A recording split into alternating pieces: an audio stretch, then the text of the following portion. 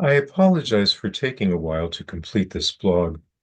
After our home was destroyed in Hurricane Helene, the cleanup and move to Arizona took me time to adjust, and I'm happy to resume working on the blog posts. You can print or open the visualization notebook accompanying this blog. The notebook allows you to add notes and comments as you read along and watch the video. The first and second blogs delved into the dimensions of connections between corporeal technology, the mind, or crucible of connection and invention lab, and psychic technology. When blended in the mind, the fusion of corporeal technology and psychic technology become the birthplace of proximity proxy technology. This interplay extends humans' invention through the creative flow process. The proximity proxy technology, a catalyst for significant advances in many areas of human endeavor, has played a crucial role in shaping our past. It may shape our future with positive outcomes as well, inspiring and motivating us to explore its potential further. This video will explore how thought forms are associated with visualization, which is part of the creative flow process. You will explore and review Plato's theory of forms and how thought forms are integral to the visualization process. You will consider the HEAVE visualization process as a method that informs your flow process when visualizing and developing your own creations. This blog also includes an MP4 audio file with a directed meditation on going inward to access inner wisdom and creative flow process ideas from numerous consciousness memory realms in the Akashic field. Many of you have already developed your own creative flow process. The use of self in your work is essential and evolves over time. You become comfortable with your creative flow, streamlining your invention of nuanced ideas and creations. Next, we will explore Plato's theory of forms as it is associated with visualization. Regarding visualization, Plato's theory of forms comes to mind. As a freshman in high school, while traveling in my father's car, I observed a beautiful tree on a hill, and a cipher flashed in front of the tree as we passed by. I tried to figure out how things look like from the other side for a number of years, and this vision reflected perhaps how things might appear on the other side of consciousness, and that's which is behind us in non-local realms.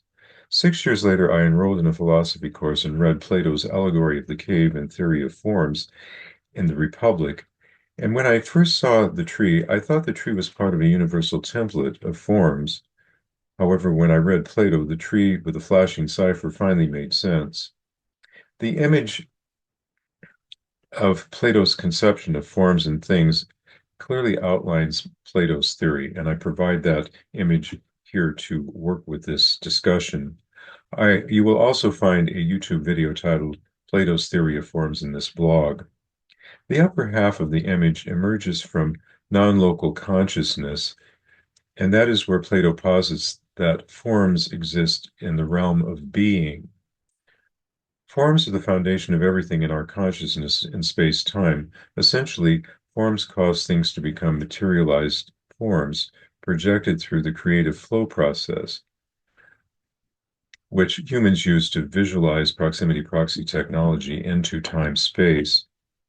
Therefore, things that enter the realm of becoming, time-space, enter an atmosphere of change or impermanence, imperfection, are copied, and result from the proximity proxy technology that proceeds from our creative flow process. As an example, we would look at a dining room table. From the forms of good and forms of table, the nuances of forms that enter the time-space portal are examples of changeable, imperfect, and copied that reflects the ideas of the minds of humans.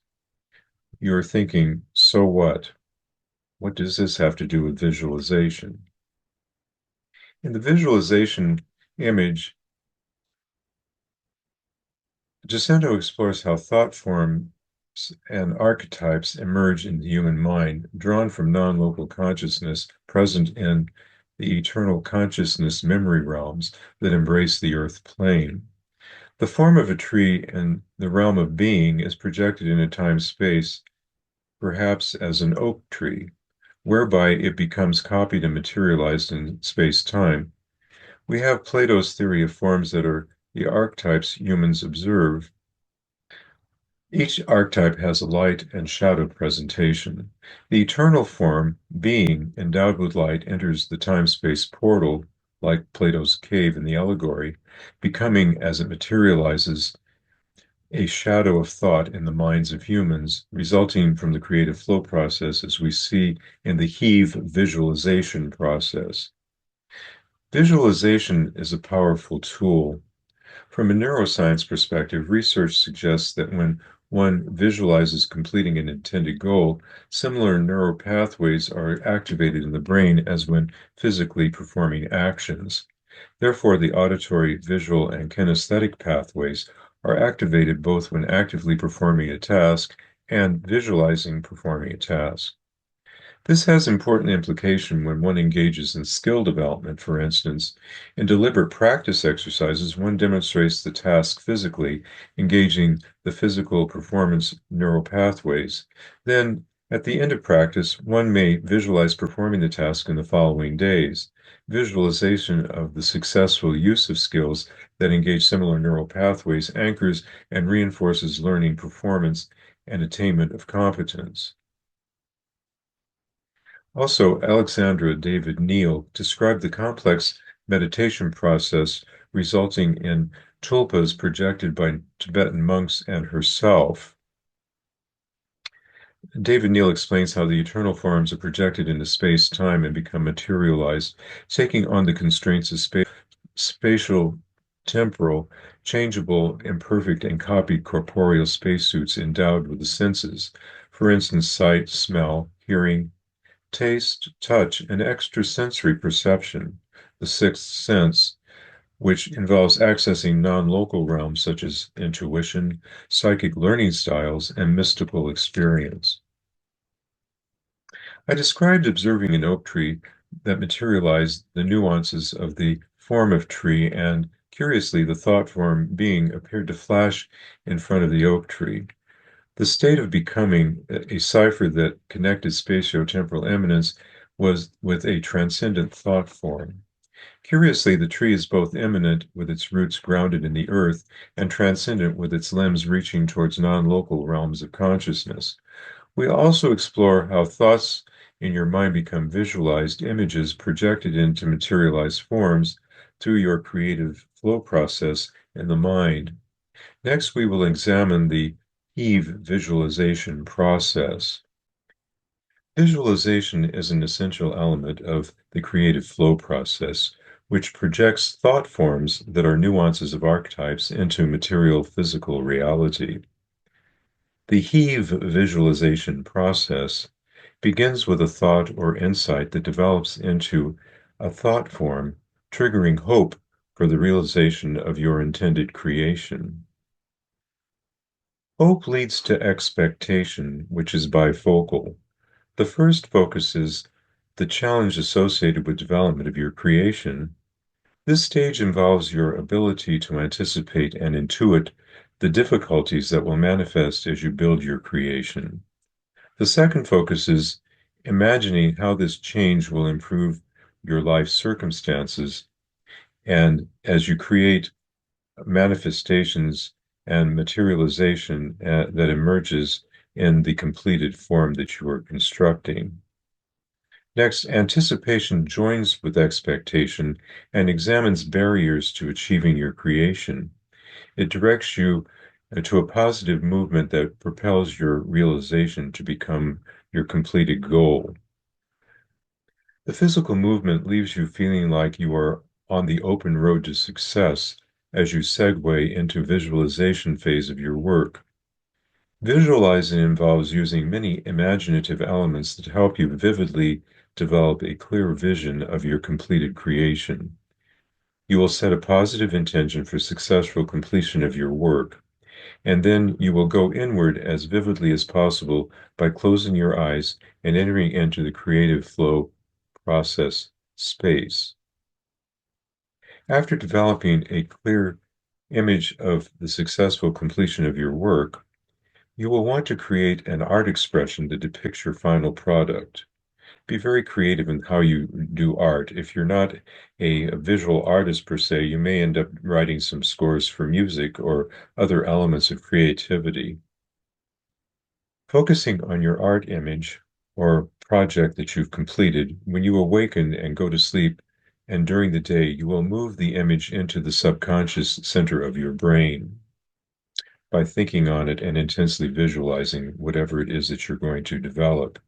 The subconscious is the liminal bridge betwixt space-time and non-local streams of consciousness that fuse in the phenomenal matrix and heaving forth your thought form into material reality.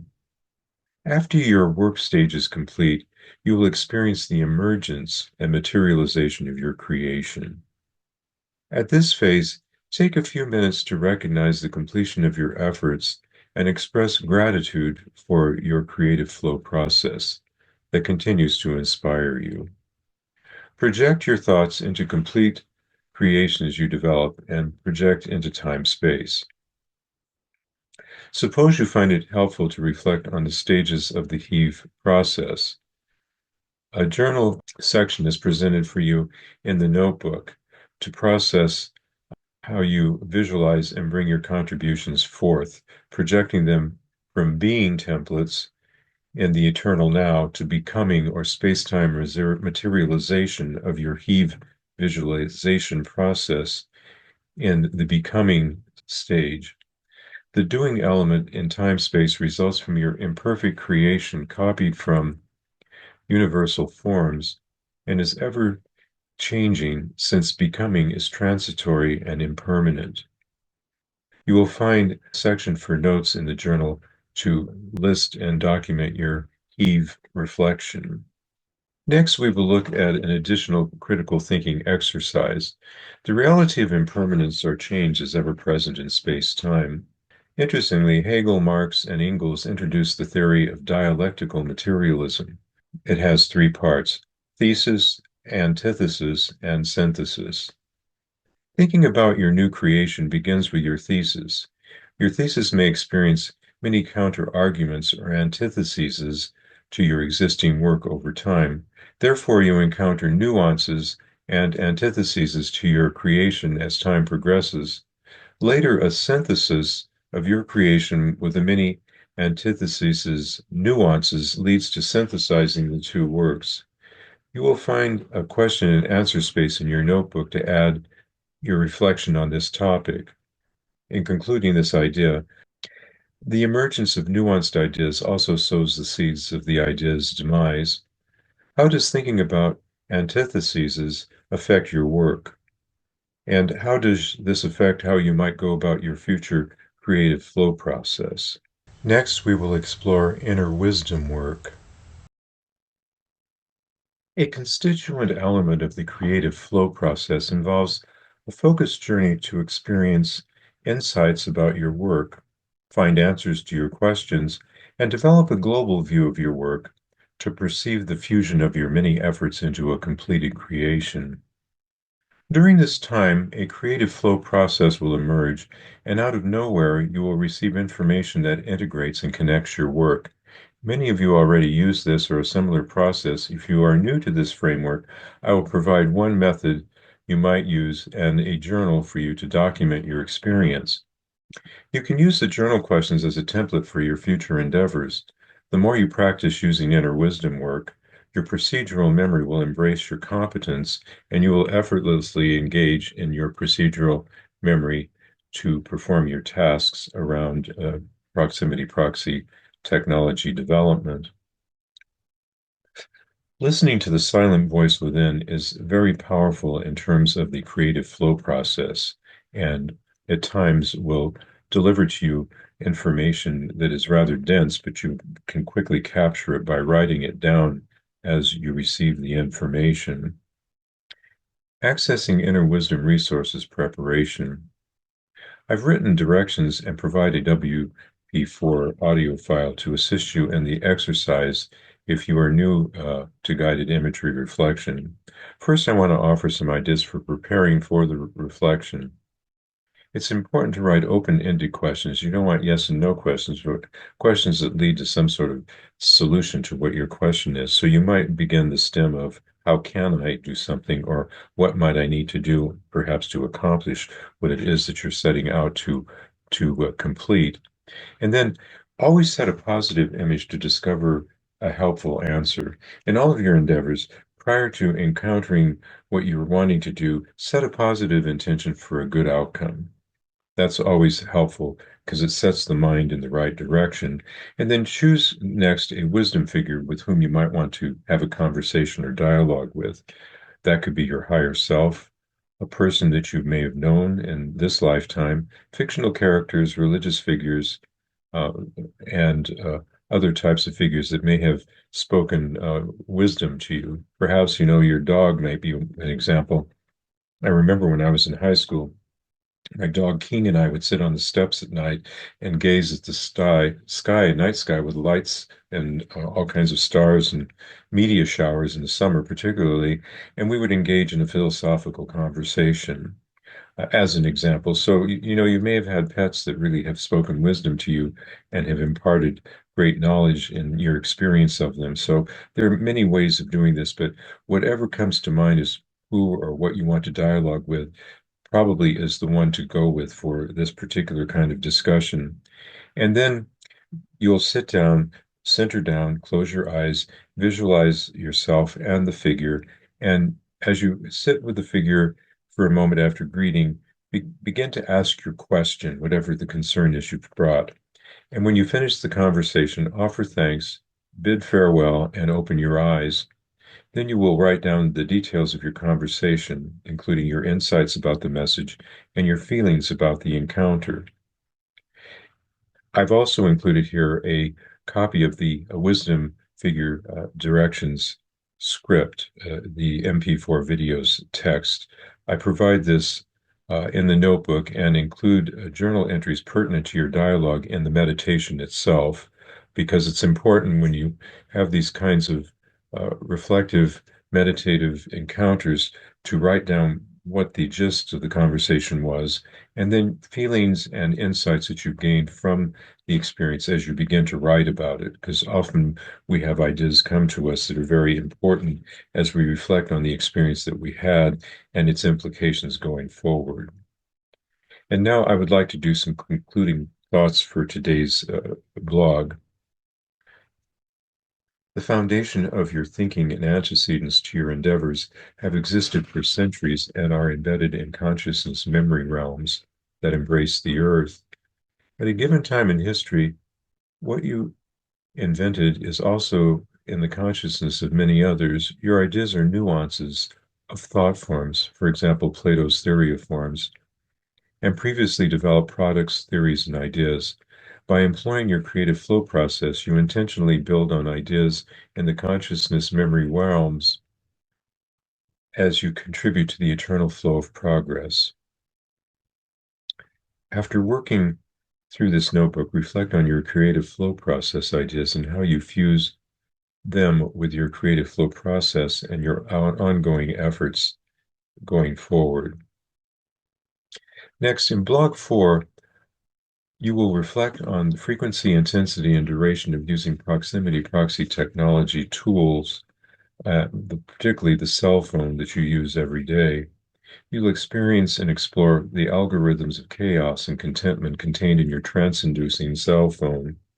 You will also examine how cell phone trance may structure body-mind-spirit interactions within your creative flow process as you seek a cognitive and non-local fusion of inner wisdom while creating your contributions.